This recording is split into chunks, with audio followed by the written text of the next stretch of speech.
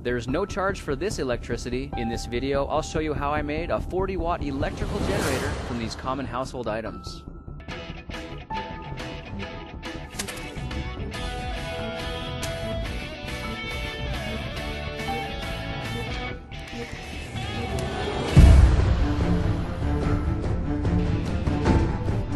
In this project, I'm using a USB cable that charges this phone from a USB port. I don't really need the USB head, so I'll go ahead and cut that off, then use my wire strippers to remove this outer layer, pull off the shielding, and reveal the 4 wires inside. I've done this to both pieces of the cable and stripped the plastic from the ends of the wires. I don't want to blow up this phone, so I'll need to test the voltage first by plugging the USB head into the port and attaching these alligator clips to the red and black wires. Using a multimeter, I want to confirm these wires supply 5 volts of electricity, and they do.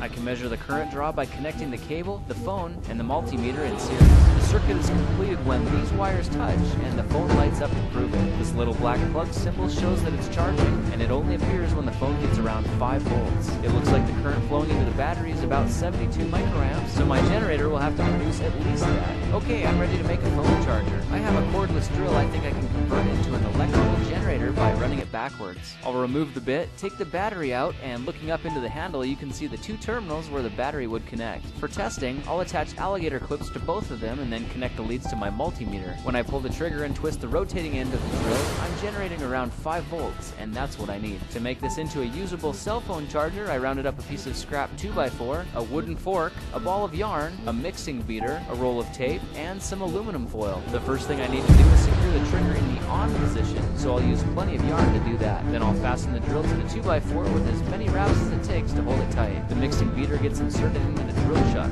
and when it's fastened tight, I'm going to make sure there's no slack when it rotates. I'll need the torque setting to be at its highest and confirm the drill is set to reverse. Now it's time to rig the electrical system. I'll rip this sheet of aluminum foil in 2 strips, then fold them into makeshift wires. These ends are being rolled to a point, and these other ends folded over to make them a little thicker. Those flat ends will be held in place under the terminal clips on the drill, and since I made these so long, I'll use the excess to make sure they're well separated because I don't want them to touch. A little tape will hold those temporarily until I can add some yarn to fasten them in place. My red and black wires are stripped down about 1 inch, and I don't need these wires at all, so 1 cut and they're gone. Now the red and black wires are attached to the aluminum leads, respecting the polarity of the drill. In this case, red is my positive and black is my negative. The wires are secured with some more yarn, and all I need now is some leverage for my crank handle. My wife's salad fork will work, but I don't want to scratch it up, so I'll add a few protective layers of tape to the contact points, and now I'm thinking this is ready for a test. With my handle in place, I'll start cranking, and look at that. The phone lit right up. It's showing the little plug symbol, so I know this is charging, and if I stop,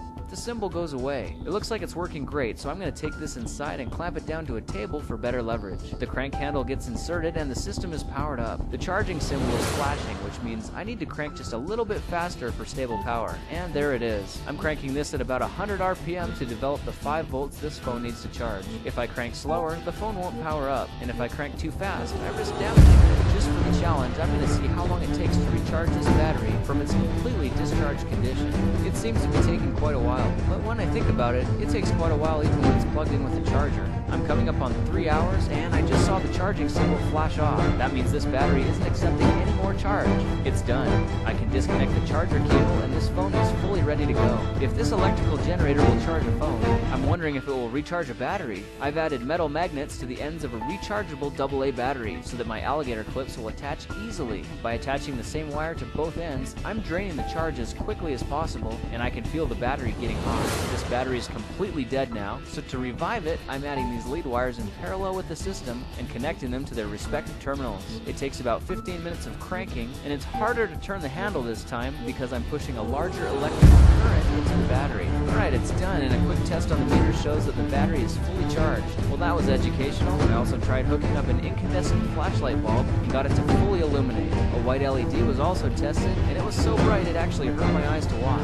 Well, there's a makeshift electrical generator that you can make in a pinch that will charge batteries, illuminate lights, and generate around 40 watts on human power. Now it's your turn. What situation can you think of where a charger like this would come in handy? Leave your thoughts in the comments below and subscribe to be notified when I post new videos. Also make sure to hit the thumbs up on this video and share with your friends. I appreciate your support. Thanks for watching.